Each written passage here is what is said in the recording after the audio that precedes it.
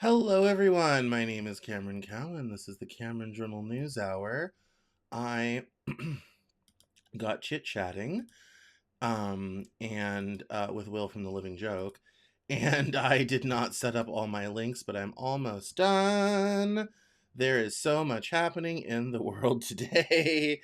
It's a little frightening, a little scary, but we're going to walk our way through it because there's so much going on. It's Greenland, it's Iran, it's Minnesota, it's everything. Twitter has been it's been a fun day on Twitter today. Just everybody freaking out about the potential end of NATO, if things with Denmark go the wrong way over Greenland, whether we actually need Greenland. It just goes on and on and on and on. And on top of that, you have the Iranians calling for the return of the Shah, which I never thought would happen, especially given our interview last week with Zolal Habibi, who talked about that they were not a lot of not a lot of a love for the Shah for obvious reasons, and that is a whole thing. So we're going to dive into that. It's also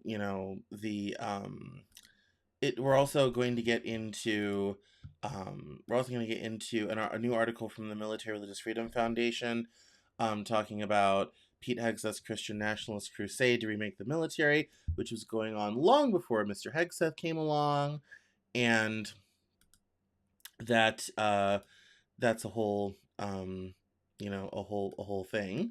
We're going to get into a little video from Midas Touch about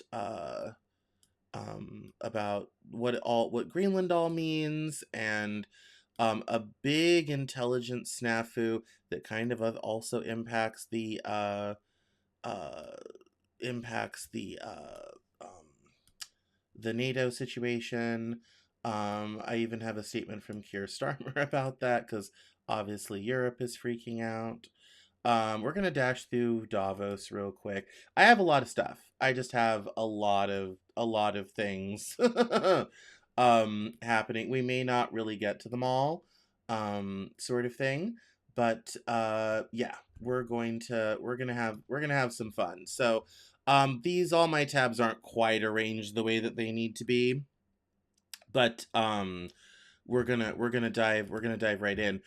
Before I do all that, though, I want to remind you to subscribe to my newsletter, CameronJournal.com/subscribe or CameronJournal.substack.com. And also, if you'd like to support this journalism, please subscribe to the Cameron Journal Plus, which gets you into the private Discord plus some other fun perks, and you can do that at CameronJournal.com/subscribe. Thank you to all my Cameron Journal Plus subscribers who do support the journalism. I appreciate that. I also social media at Cameron Cowan on Twitter, which is a fun place to follow. I post unique threads about different things, breakdowns of the podcast, all that type of thing. Facebook.com/Cameron L. Cowan. I'm also Cameron Cowan on LinkedIn, so you can follow me in all those locations. Before we get into the headlines, I have a personal note that I want to make. Today is Martin Luther King Day, as you might have seen. And I received word this morning that my father, Wardell McGee, passed and went home to the Lord, as we would say and he would say. This morning I received a call from family. He was 79. No, I take that back. 78, because his birthday wasn't until next month. 78, and he passed in Northport, Alabama, his home. And he'd been having health issues for a while, so it wasn't unanticipated. And although I was not there, I knew about it, and apparently he was ready to go, and he was ready for his health struggle to be over. Longtime listeners of the podcast will know I did not meet my father till I was 23 years old. And longtime listeners of the podcast will also know that he and I had a difficult and distant relationship for the past 14-ish, 15-ish years that we knew each other. But the last phone call we had, he was in a rehab facility and we were talking about everything. And the last phone call he had, he told me I love you about 5 times. And at the time, I thought it was a little bit corny. But as it turns out, it was the perfect final phone call for us to have. And so I'm going to be passing this a little bit along to family and everything. But I wanted to shout out my father. I mentioned it on Twitter this morning. Not that anyone would care. But he didn't always express his love in the conventional way, but he loved to follow me on social media. He reposted stuff from the show all the time. He liked stuff from the show all the time. One of the times I got in the argument about racism on Twitter, and I said Jim Crow is a thing. There are people alive who lived through it. My father lived through it, and he's still here. And he actually commented and said, "Yep, still going," which was really great and reinforced my argument. Um, So he loved interacting on social media. He loved basketball. He had a lot of interesting jobs. He was a snowplow driver for the city of Denver for years and years. He moved back down to Alabama in 2007. He had a brief part in a movie as a doorman at one point. He was a limousine driver for a while. He was a semi-professional baseball player for a lot of his adult life. And his moving up to Denver to kind of break out on his own was how he met my mom. They had a short relationship, but not all the results were bad. So, so I just wanted to give him a special shout out. It's been weighing on me a lot today, and it really shouldn't. We weren't that terribly close. Our relationship was brief in my 37 years of life and his 78 years of life. But I did enjoy some of the wonderful times I had in Alabama with the family. I went down there for Christmas one year. I went on a couple visits down there, and I was living in Seattle. It was a long flight. It was a lot closer now. And so I just wanted to shout that out to everybody and let everybody know that there's been a little death in my world. Death has been circling quite close lately.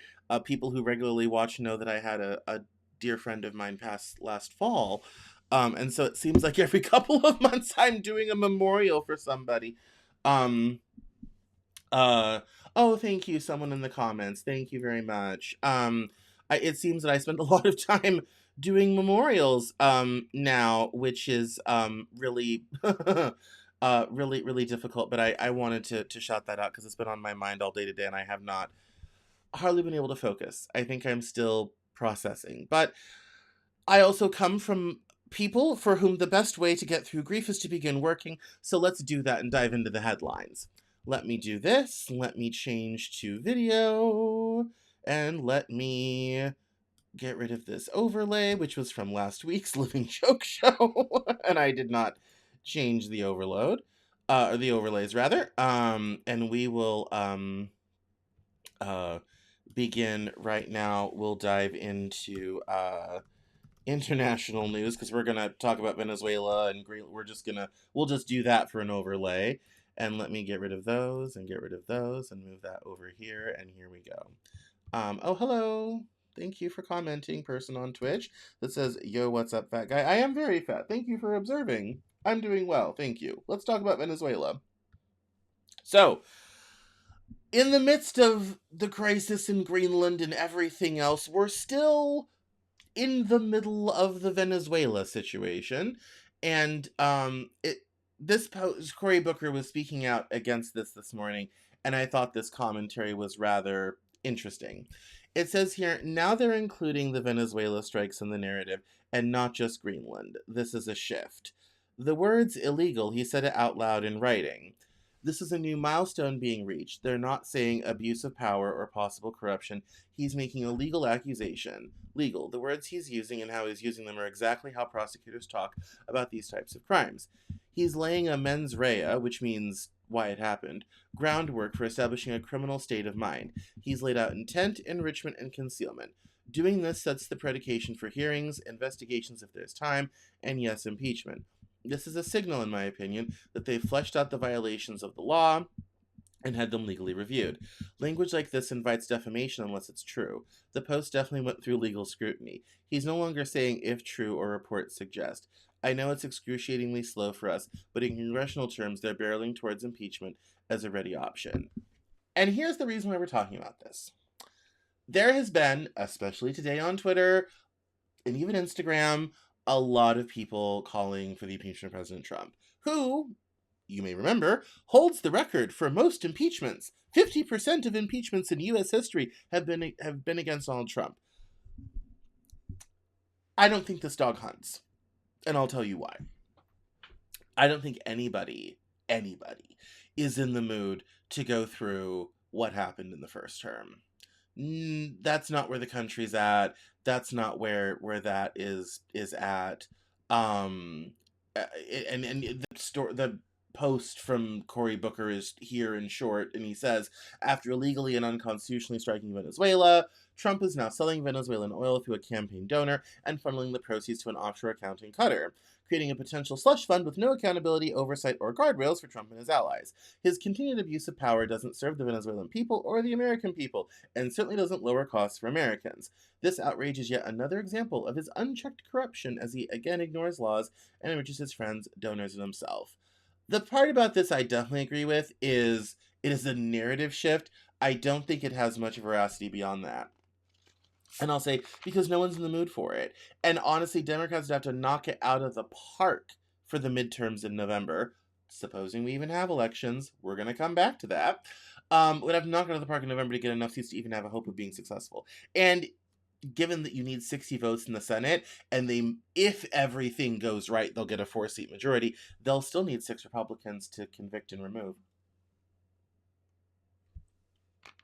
However, I think the focus needs to be less on impeachment and much more on Congress actually taking the time to restrict the power of the president. That would be a far, far better option. I'm not any happier about the strike in Venezuela than everyone else, although I am happy that Maduro was gone. I'm just not happy with the way it happened. But no one's happy. No one's sad to see the back of Nicolas Maduro. Let's be clear about that. And the people saying that, oh, well, we should... No.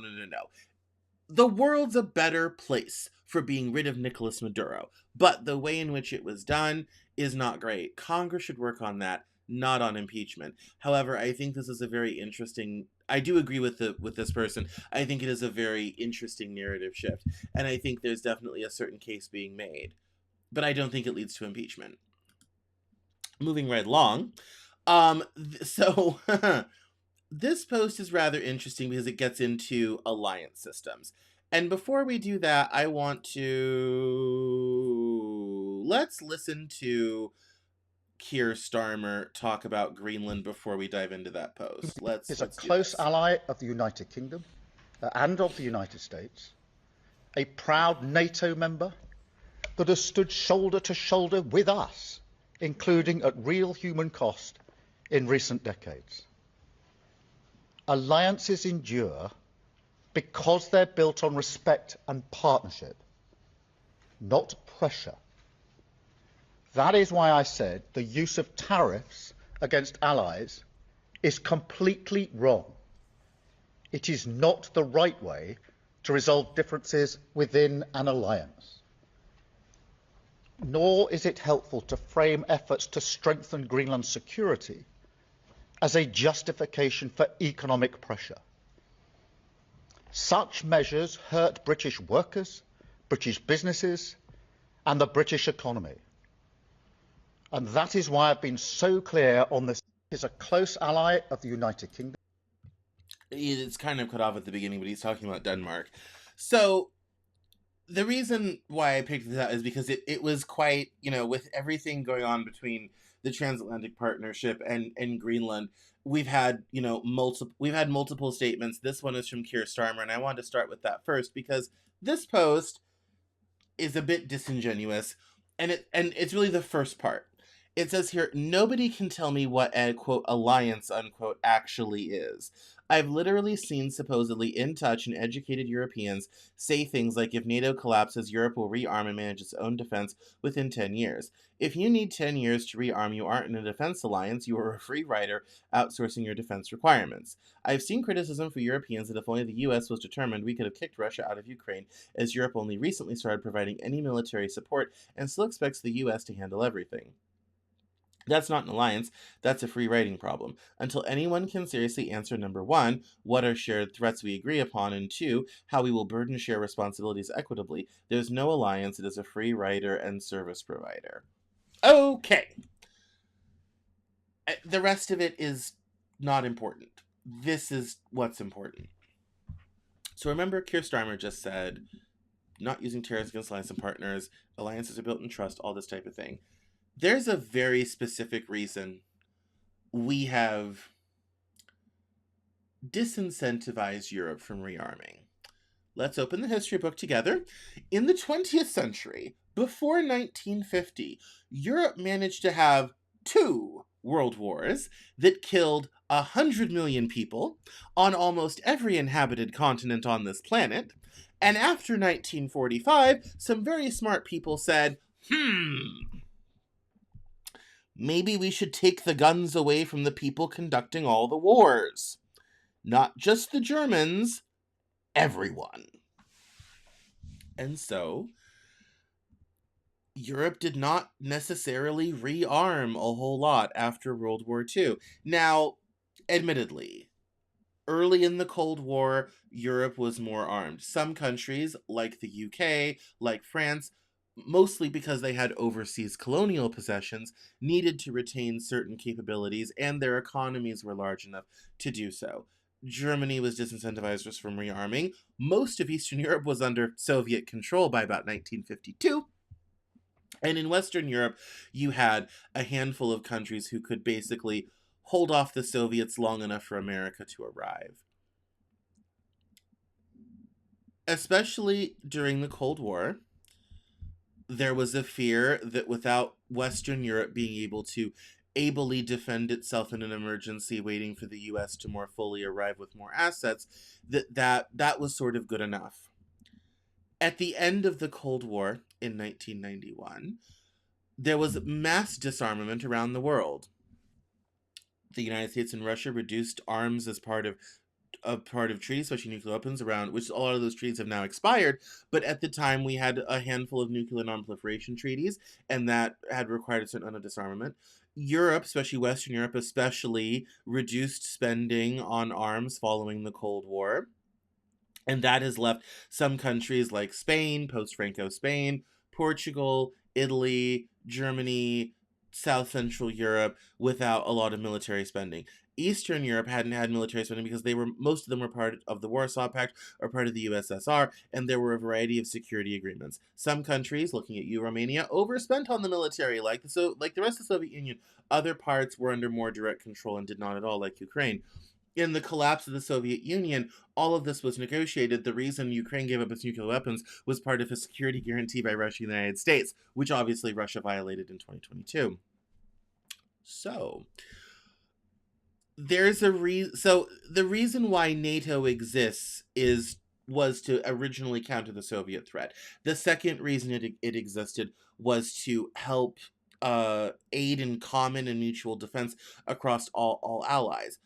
Just because Europe doesn't have a lot of high troop counts or a lot of high plane counts or doesn't spend a lot on GDP doesn't mean they're not helping. That being said, Europe has been a bit of a free rider because successive presidential administrations have tried to get Europe to meet the 5% GDP minimum target for spending on defense. Because the US,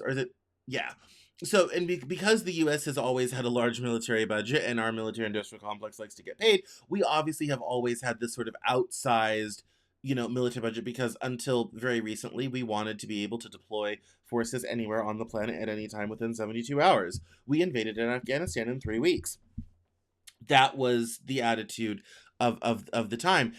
In a post-Cold War environment, there was not until very recently a huge reason for Europe to rearm. That does not necessarily mean an alliance is weaker. There are other NATO countries with capable militaries. There are other NATO countries that could serve as that stopgap. um, in the event of some sort of Russian action. I think the implication that an alliance only works when everyone is pulling their fair weight isn't necessarily incorrect, but it's not by accident. Some of the security protocols were quite intentional, and one of the intentions was to prevent another land war in Europe, because again, we'd done such a good job with the first two. That was part of the problem. Now, geopolitics have changed a lot. During the globalization era, which I think we can say is over, there was even less incentive because the US was patrolling the oceans.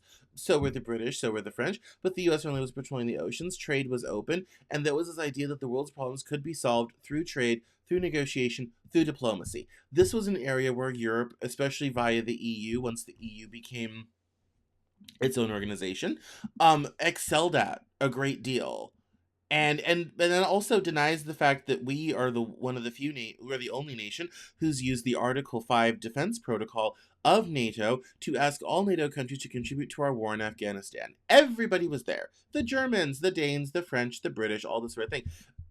Britain lost tens of thousands of soldiers in Iraq and Afghanistan fighting alongside us. Same for Canada, same for a lot of other partners. Just because they're not spending $1 trillion a year on the military doesn't mean they're layabouts and louses. Also, these countries have oftentimes opened their lands to military bases with all the associated problems. Ask Japan about Okinawa, with the associated difficulties with that, so that we could project power globally. Our ability to protect countries has been a huge diplomatic chip. It has been the paperweight that has ensured world peace for 80 years. As one posted today, if you thought paying for the liberal world order was expensive, wait till you pay for what's next. An alliance is a deterrent. An alliance is an agreement. An alliance does not necessarily mean checking the accounts to see who spent what. Sometimes it is, but that's not necessarily the be-all end-all of what an alliance means. And that is an important thing to remember. And that's there's a lot of misunderstanding, I think bad information about how these things really work, and that is perfectly demonstrated by this post and how different things are happening in geopolitics. And that's extremely prescient, especially given this video, which is Emmanuel Macron talking about a major intelligence leak between the United States, Ukraine, and Russia. So I love the Krasenstein brothers. It says here, a French media report says Ukrainian intelligence stopped sharing high-value intelligence with the U.S. after concluding American leaks were reaching Moscow, citing a severe breakdown of trust during the Trump administration. The claim is attributed to senior Ukrainian intelligence leaders. Between this and the Greenland mess, can we just impeach Trump already? See what I mean? Everyone's got that on the brain. Not a thing. Anyway, I don't know if this is in English or not. If not, I will translate. Où l'Ukraine était éminemment dépendante des capacités de renseignement américaines, à une écrasante majorité, il y a un an. Aujourd'hui, les 2/3 sont fournis par la France. Les 2/3. Alors cette déclaration, elle est passée un petit peu inaperçue. Okay, he's talking about going to the U.S. to negotiate about Ukraine. That's not necessarily hugely important. They're going to get into the intelligence thing right now, but it's in French. We won't watch the whole thing. Krasenstein had the most important part. He was talking about his upcoming trip to the United States to negotiate about Ukraine, which is fine. So there's so much else going on today. This should be a much bigger story than it is. Basically, what had happened, I had read in other reports, is that the French and the Ukrainians decided to see how much intelligence, or if intelligence, about Ukraine was reaching Moscow. They fed fake information through to the Trump administration, found out about it on the other side, and concluded that yes, that was definitely happening. And this was all exposed in this report, and that and that's how we that's a troubling thing. But the result of this, and I don't think I have any stories in here about this, but the result has been a lot of new people bringing up Trump's ties to Russia and the Russia hoax that was never really a hoax, but that's a whole other conversation. Anyway, the whole Trump is a Russian intelligence asset has gotten brought up again in a big way. People are reposting articles, people are pointing at it again, all this type of thing. I don't necessarily know if that does or does not apply to Trump specifically. There's evidence for, there's evidence against. The only people who know that for sure work in Moscow. However, this is troubling simply because if Ukraine cannot trust their biggest ally who's applying material support, then Ukraine is in very deep trouble. Also, the fact that they're not providing us with high level intelligence anymore makes it a lot harder for our assets on the ground. And yes, we do have assets on the ground in Ukraine. It's a lot harder for them to become a part of the fight and operate effectively either. Minus the fact this is a betrayal. Now, when we think about those thoughts about trust, those thoughts about being able to trust alliance partners, all this type of thing. If you can't trust your friend, do you want to hang out with your friend? If the United States becomes untrustworthy, which it's hard to think of it any other way after today, it will have devastating geopolitical consequences. If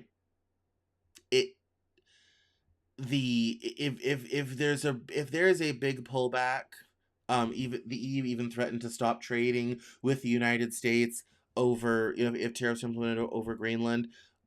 Europe is our second biggest trading partner after Mexico.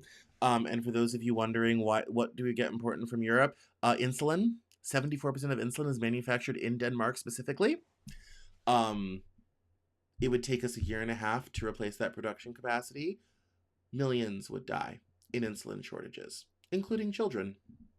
So, just things to bear in mind as the trust with our alliance partners begins to break down ever so slowly, and it appears that the White House, or at least the Trump administration, somebody, is leaked to Moscow for high-level Ukraine intelligence. One of the big stories today, this is the New York Times live update, is about the text message that Trump said to the president of Norway. It says here that President Trump is now claiming that one reason he's pushing to acquire Greenland is that he didn't win the Nobel Prize. And that might sound odd, but it would sound, weird, except it's real. According to a text message he sent to Norway's Prime Minister over the weekend, Jonas Gahr Støre, Norway's leader, received the text message on Sunday, an official in the Prime Minister's office said on Monday.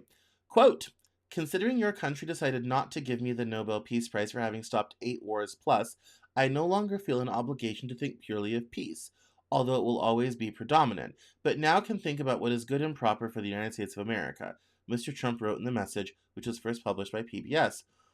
Mr. Trump also questioned Denmark's claim to Greenland, saying, quote, "There are no written documents," and adding, "The world is not secure unless we have complete and total control of Greenland. Thank you."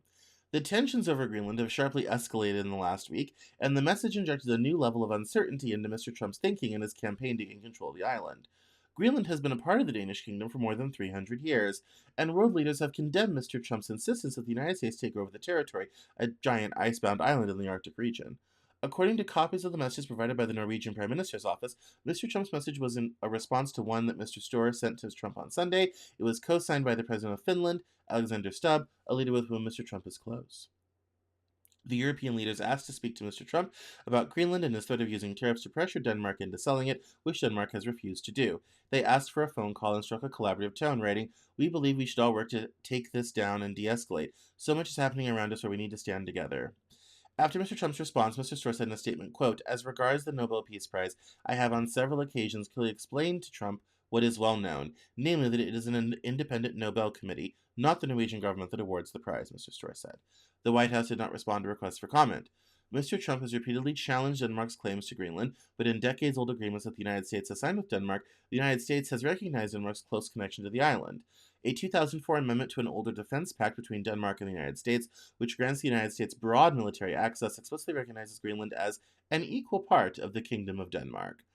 And in 1916, Denmark sold what are now the U.S. Virgin Islands to the United States for $25 million in gold. In the treaty for that deal, a clause reads, quote, "The United States of America will not object to the Danish government extending their political and economic interest to the whole of Greenland."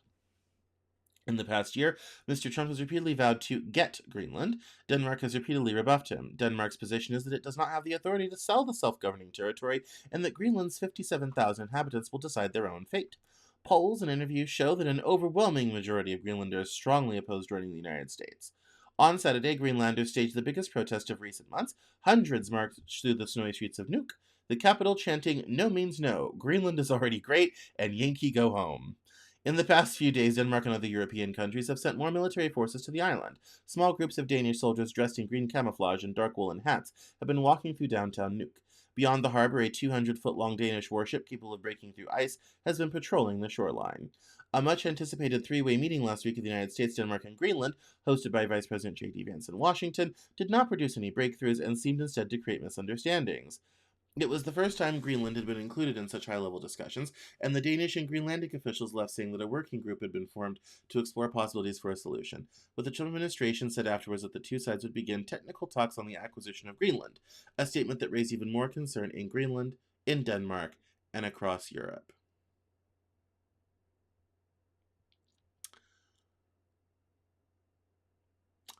So what we're saying is Trump is mad that he didn't get the Nobel Peace Prize, even though the person who did win it actually gave it to him. That happened last week.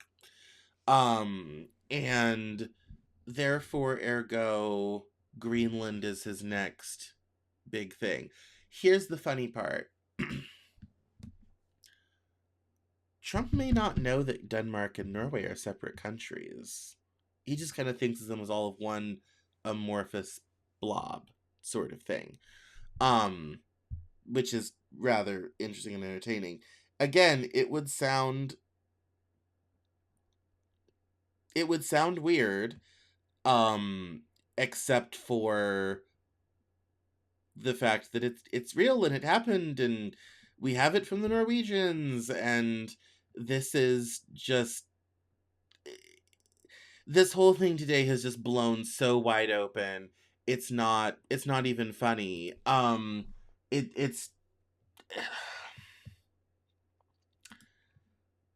I think the problem for Trump is it's personal.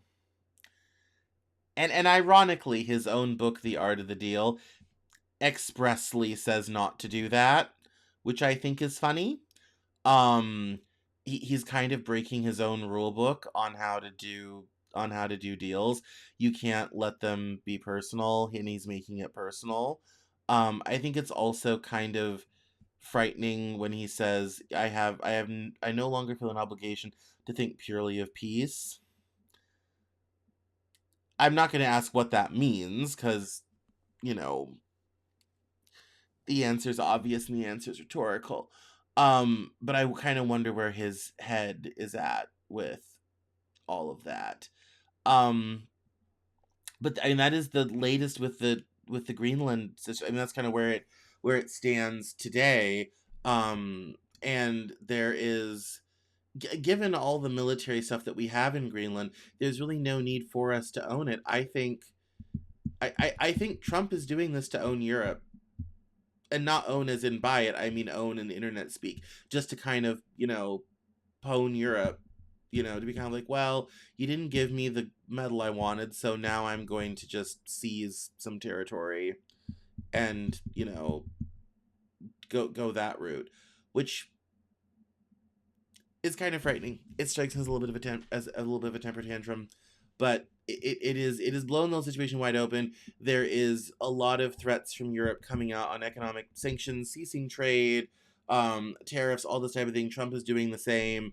And given that Danish troops are in Greenland and Trump is preparing the 11th Airborne in Alaska, literally we could end up with a shooting war with a NATO ally. And that could be the collapse of NATO. Let's think for a moment who benefits from the collapse of NATO. Who? Who would benefit from the collapse of NATO? Ugh. Oh, wait. I know. Russia benefits greatly from a collapse of NATO. Do with that information what you will. It is 7:41 and we have a lot of tabs, so we're going to skip some things. We're going to skip the Midas Touch video. We're going to skip that one. Let me see if I have anything else on Greenland in here. I do have some stuff on Minnesota. We can go to Minnesota for a minute. Don't need that. That's Minnesota. We can talk about that. Oh, this is actually this. We should watch this. So there's not often I agree with JD Vance. Although I liked him better when he wasn't a fan of Trump. But this is good. This is good. This is the he articulates very clearly what the right-wing issue with globalization is, what a lot of us have been saying about globalization, although I was attacking globalization from the left, what a lot of people have been saying about globalization since the WTO protests with China joining the World Trade Organization in 1999 in Seattle. We may not like whose mouth it's coming from, but it sounds damn good. Listen up. Because there were two conceits that our leadership class had when it came to globalization. The first is assuming that we can separate the making of things from the design of things. The idea of globalization was that rich countries would move further up the value chain while the poor countries made the simpler things. You would open an iPhone box and it would say designed in Cupertino, California. Now the implication, of course, is that it would be manufactured in Shenzhen or somewhere else. And yeah, some people might lose their jobs in manufacturing, but they could learn to design, or to use a very popular phrase, learn to code. But I think we got it wrong. It turns out that the geographies that do the manufacturing get awfully good at the designing of things. There are network effects, as you all well understand. The firms that design products work with firms that manufacture. They share intellectual property, they share best practices, and they even sometimes share critical employees.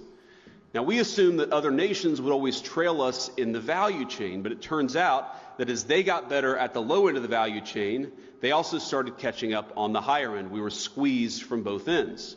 Now, that was the first conceit of globalization. I think the second is that cheap labor is fundamentally a crutch, and it's a crutch that inhibits innovation. I might even say that it's a drug that too many American firms got addicted to. Now, if you can make a product more cheaply, it's far too easy to do that rather than to innovate. And whether we were offshoring factories to cheap labor economies or importing cheap labor through our immigration system, cheap labor became the drug of Western economies. And I'd say that if you look in nearly every country from Canada to the UK that imported large amounts of cheap labor, you've seen productivity stagnate. I don't think that's not a total happenstance. I think that the connection is very direct. Now, one of the debates you hear on the minimum wage, for instance, is that increases in the minimum wage force firms to automate. So a higher wage at McDonald's means more kiosks. And whatever your views on the wisdom of the minimum wage, I'm not going to comment on that here. Companies innovating in the absence of cheap labor is a good thing. I think most of you are not worried about getting cheaper and cheaper labor. You're worried about innovating, about building new things, about the old formulation of technology is doing more with less. You guys are all trying to do more with less every single day. And so I'd ask my friends, both on the tech optimist side and on the populist side, not to see the failure of the logic of globalization as a failure of innovation. Indeed, I'd say that globalization's hunger for cheap labor is a problem precisely because it's been bad for innovation. Both our working people, our populists, and our innovators gathered here today have the same enemy. And the solution, I believe, is American innovation. Because honestly, 1010 no notes. He's not wrong. I have been saying on this show every night for 3 years, until you get American corporations off the teat of cheap labor, you will never solve immigration. Simple as. It is literally that simple. That's it. And he's absolutely right. The whole he's talking about is what's called the head and body theory of economies. The idea was that poorer countries would make stuff, smarter countries would design it and do all the intellectual, engineering, all this type of thing. And he's absolutely right. What especially China has done is they've taken that ability, those skills, that talented workforce, and they have gotten better and better and better to where now they are doing things on par with the United States. There was a group of auto executives that went over to China to look at BYD's facilities, and they were blown away. Like, the CEO of Ford said, "We are behind. We are so behind what the Chinese are doing." It's and there's a lot of, when you're making stuff regularly, there's a lot of opportunity for innovation. Instantly, that's something where American industry has always struggled. One of the reasons Japan was able to rise in the 70s and 80s was ironically because of steel. After the war, Japan did not have very many steel mills, and so when they built new steel mills, they built them with the most modern technology of the time. That often includes what was called electric arc furnaces. They're cheaper, they're faster, they're more efficient, all this type of thing. So Japanese steel was much, much cheaper than American steel, which still used old-fashioned blast furnaces, which by the early 1970s was a dated technology. A lot of steel firms never installed new furnaces, didn't want to spend the capital, would rather return it to shareholders, and that was the American steel industry gone under. Incidentally, the Nippon Steel deal, which Trump almost killed and eventually did go through with US Steel, part of Nippon's plan was to finally put in new electric arc furnaces in US Steel because they're just simply faster and more efficient. And steel is an excellent example. That's a real life example of how that happens. Japan did it. China did it. We have been, dealing with these onslaughts from both sides for all of these years. And what it has left behind is a populace that doesn't have jobs, that has decreased spending power. It's very hard to find jobs that pay a living wage, all this sort of thing. Your TV's never been cheaper. But that's how we've gotten ourselves into the present situation and the present circumstances. When I saw this video, I was dead shocked that it was JD Vance talking about it. Although he had talked about that in his book, so I suppose it's not too surprising, but I was still shocked I had forgotten. And it's like, yeah, I could have said this. I have been saying this for years and years. Like, yes, and offshoring, all this sort of thing, there are so many towns, especially in this region. I'm currently in Connecticut, especially in this region of the country. There's a whole legacy of industry here that's rotting and decaying.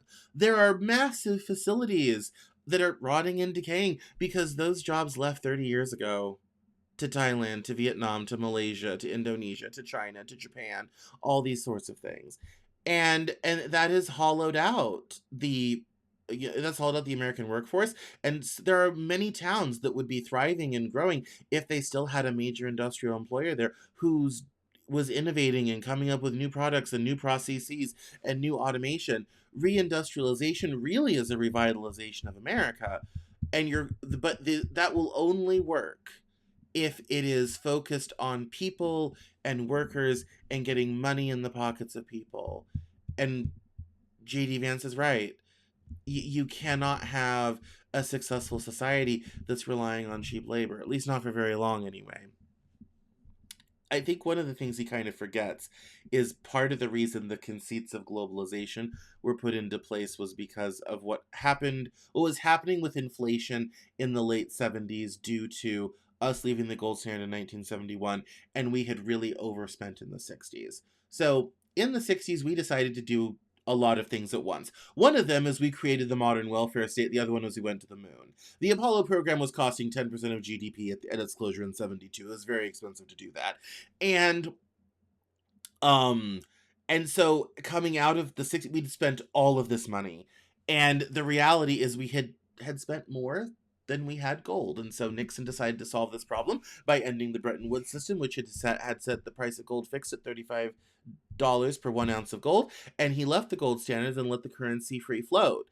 The result was inflation. Now, this was also abetted by the oil crises of 73, 74, and 75, with OPEC and all this type of thing, that a sudden increase in the cost of energy also fueled the inflation. But the way Volcker got inflation to come down was by raising interest rates absolutely sky high and by basically divorcing wages from productivity.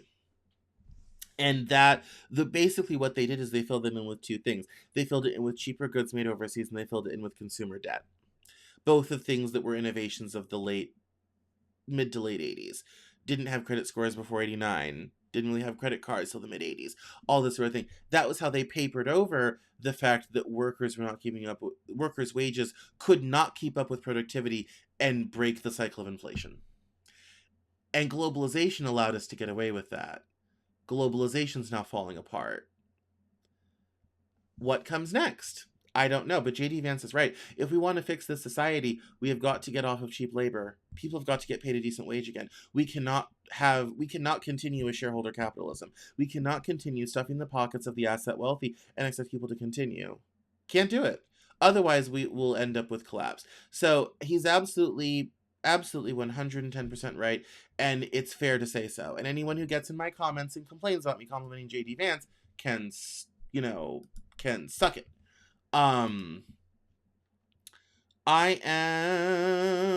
This is the post about Iran. But before we go to the post about Iran, someone asked a question in the comment section. Aren't the IRGC killing protesters in Iran right now? They are. Reports have come in of at least 20,000, possibly more, people killed by the Iranian regime. The number is probably higher.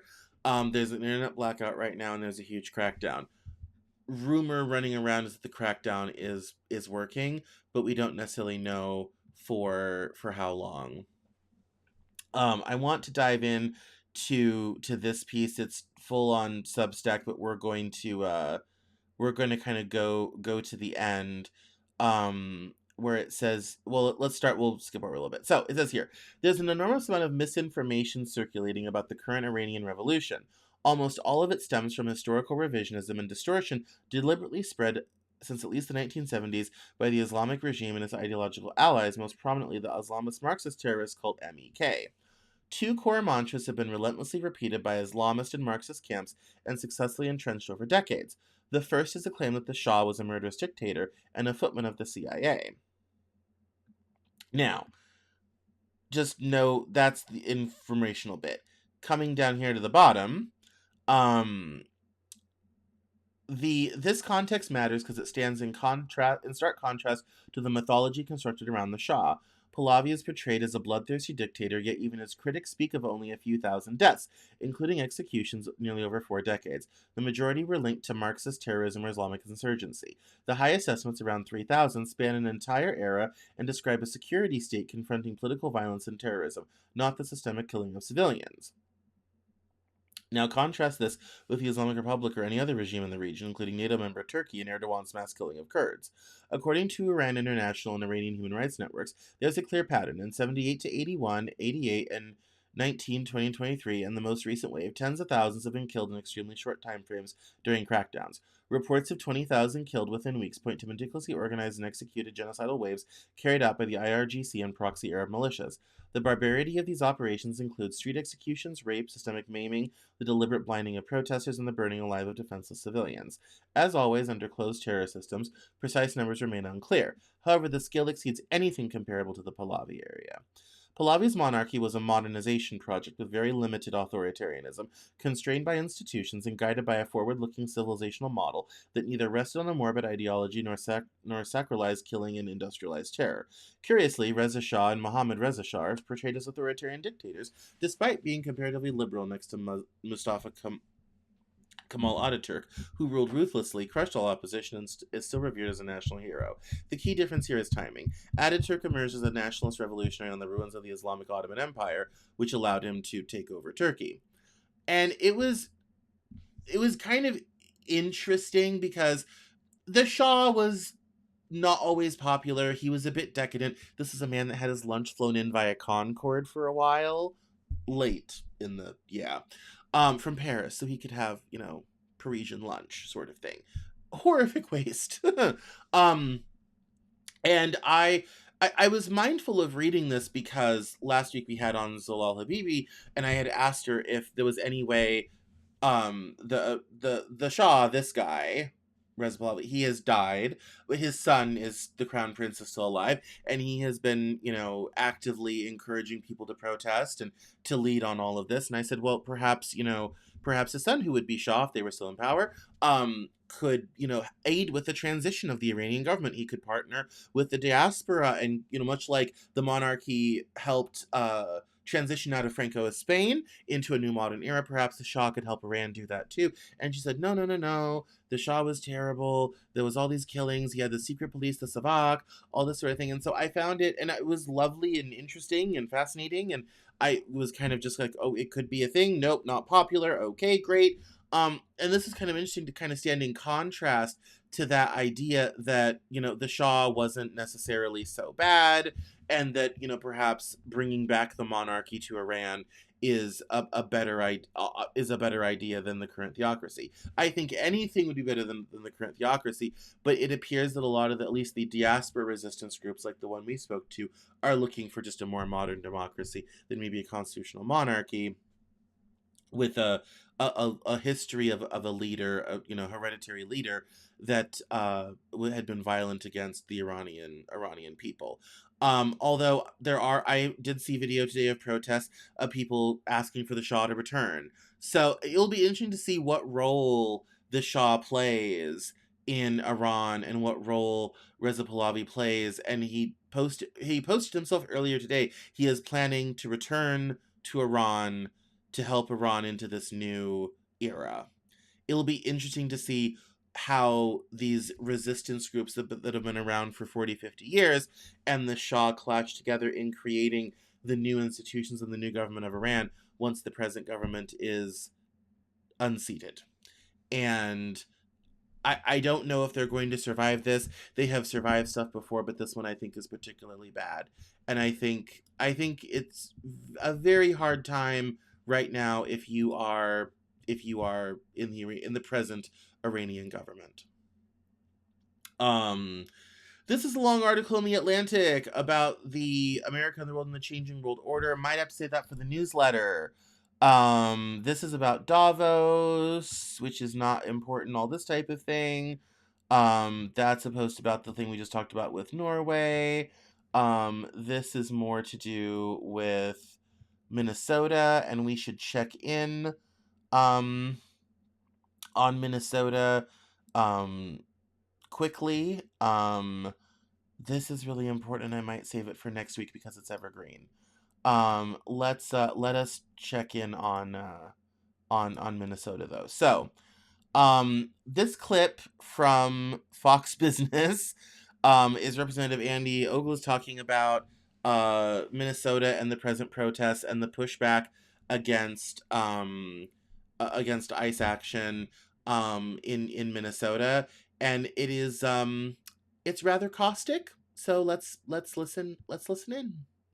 So look, when you look at the footage of those folks that stormed that church, if that was a bunch of conservatives, a bunch of MAGA folks, they all been arrested, right? But because they're libtards in a blue city, they get a pass. Enough is enough. You have, when you look at ICE, when you look at the difficult job they're doing, more importantly, you look at the individuals they're detaining. So when you look at the criminal records of those that they're detaining, both from their home country and here, roughly 70% have some sort of criminal record. This is who's being deported: murderers, rapists, drug traffickers, child traffickers. We need to get rid of those folks, get them out of our society. And if the libtards are going to side with lawlessness, that's on them, not on the rest of us. Because you know what? This is an 80-20 issue. America wants a better economy, safe streets, and part of that is President Trump's deportation orders. Yeah. So look, when you look at the footage.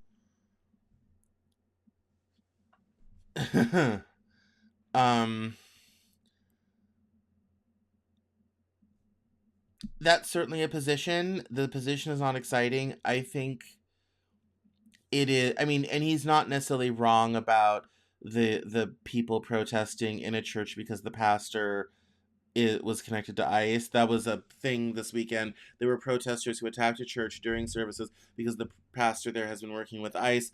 Don Lemon was there. I saw a tweet that said that he might be getting charged, catching federal charges for being a part of that under the KKK Act. And he's not wrong. If MAGA people were marching into a church in protest, it probably would not have gone down that way. However, I think it is unbecoming of a sitting congressperson to use a word like libtard on television. I think it is entertaining the casual way with which he just lets that fly and Fox doesn't push back on it. It's also an indication that he doesn't necessarily see the other side as people. Now, one could definitely argue there's plenty of liberals who think the same thing about MAGA people. That road travels both ways, and it's very wide, well painted, and plowed. This is so emblematic of what's wrong with political dialogue today, though. I mean, the situation in Minnesota is quite perilous given the present giant corruption scandal involving the Somali community, and given, what's happening with ICE and the protests and the shooting of Renee Good and how that has become a thing of the moment and all this type of thing. It is quite obvious we're not seeing each other as fellow citizens. We're not seeing each other as people participating in society. We're seeing each other as MAGA Nazis and libtards. And that's it. That's the sides, whatever have you.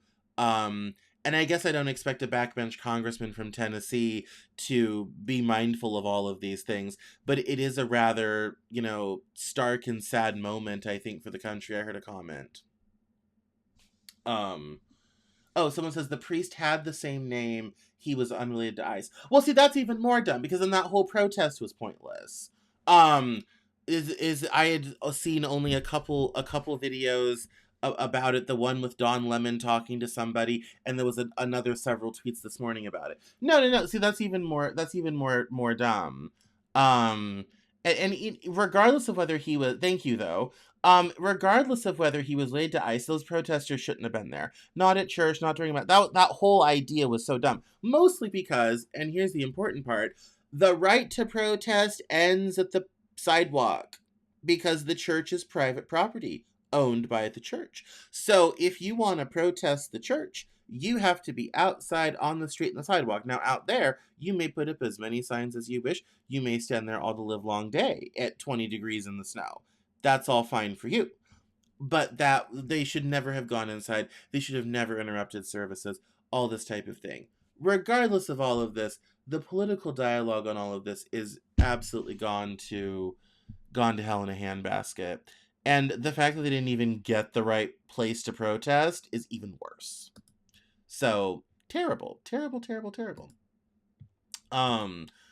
Let's see. Oh, yes. Here was the story about the 11th Airborne Division being on standby. This is Soldier of Fortune magazine. On standby for possible deployment to Minnesota. Although I don't think that's necessarily the case.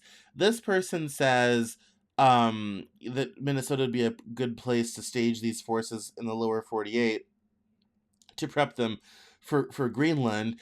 People are convinced that they're sending in the 11th Airborne Division into Minnesota because there's now a potential conflict between ICE and the Minnesota National Guard, which Tim Walz has called up to restore order. So you're gonna see this because it was all over. It's been all over social media, not just Twitter, but elsewhere. You're going to see this. We have no proof that the 11th Airborne is going to Minnesota, so just slow that roll.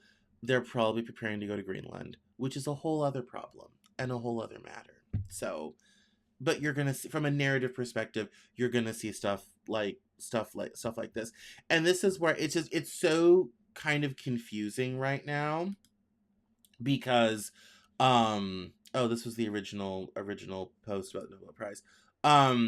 There was just a there's so much going on right now. It's so crazy. This post was very emblematic. It says the president is occupying a major city with armed paramilitaries. Um, is blackmailing treaty allies to hand over their sovereign territory. Fair. Is trying to set himself as the chairman of for life of a UN rival with $1 billion fees for permanent membership. That's his peace council. And is talking about canceling elections, which Trump talks about casually all the time and can't be taken seriously till he does something. There's so much going on right now, but particularly the situation in Minnesota is so difficult because you have, this immigration situation, you have this massive corruption scandal, you now have people getting shot, and here's the problem with violence. Once violence starts, it's easy for it to escalate. Like, it's very easy for violence to beget more violence both ways. You see this with insurgency groups, you see this with things all the time. Violence is very good at making more violence. And my worry is that as we have more people protesting, more people trying to stop ICE, and not even at the right address, then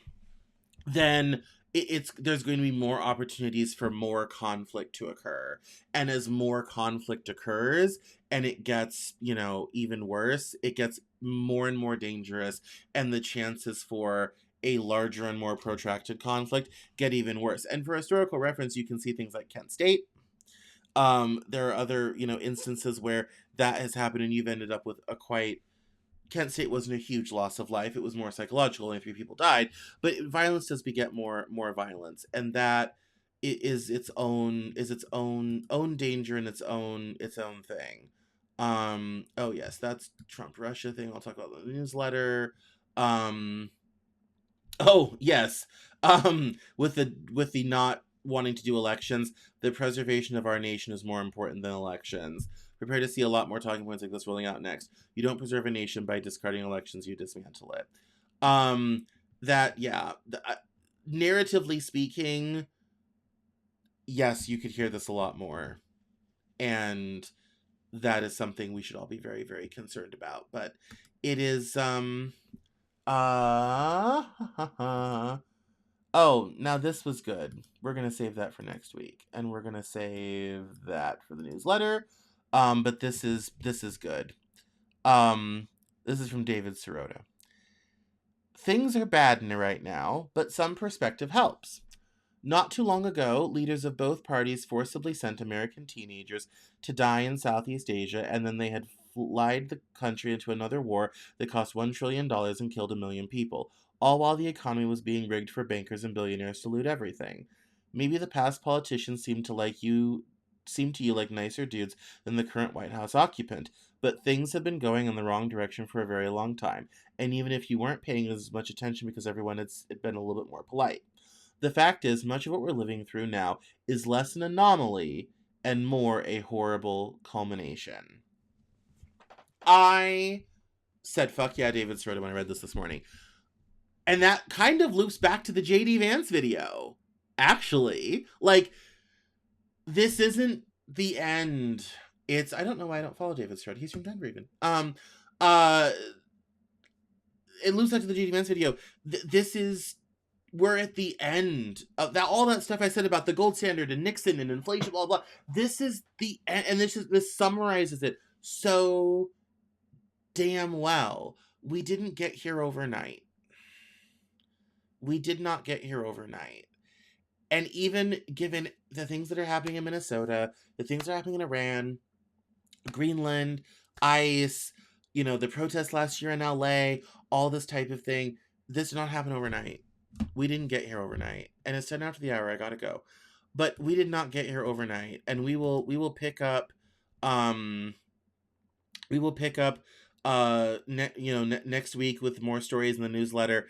But I'm going to close on this one. It's from Insider Wire, and it says the FBI asks agents nationwide to deploy temporarily to Minneapolis, and this is one of the people trying to say that the 11th Airborne is going to Minnesota, and it says, let me set the scene: 40 plus JAG lawyers, elite cold weather paratroopers from the Army, 3,000 lawless Gestapo on the ground. They're talking about ICE.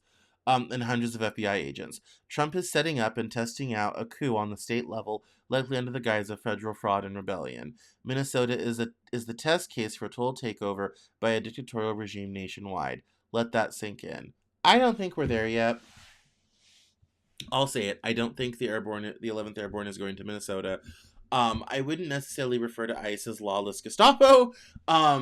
I think FBI agents going up there has probably a lot less to do with patrolling the streets and a lot more to do with forensic accounting, which it appears that they need.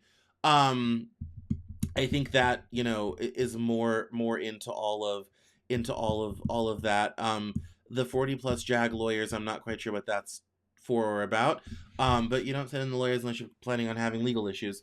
I don't necessarily know that's what's going on in Minnesota or in Minneapolis. I think I think there is a frustration in the country, especially with the corruption scandal, that there's a lot of waste going on, a lot of money going on.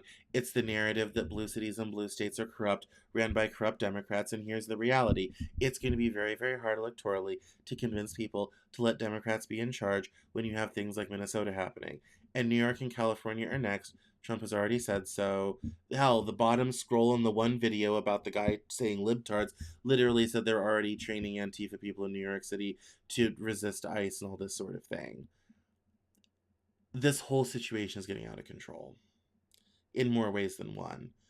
Unfortunately, I don't think anyone has any restraint on either side. Antifa, different leftist groups and all this type of thing will be absolutely as crazy. And what happens with these sorts of things, with, an insurgency versus a regime, is you get these sort of leveling up of violence. You even see it in Iran. The more the regime cracks down, the larger the protests and the more violent they get. We're kind of going through the same thing. The more sophisticated the protesters get, the more the federal government will come down. The more sophisticated the protesters get, the more the federal government will come down. It ends up just being a cycle that gets bigger and bigger and bigger and bigger. And I was even telling someone this afternoon, I said it's probably not going to be men in uniforms shooting at each other. It's going to be more like the Troubles in Northern Ireland.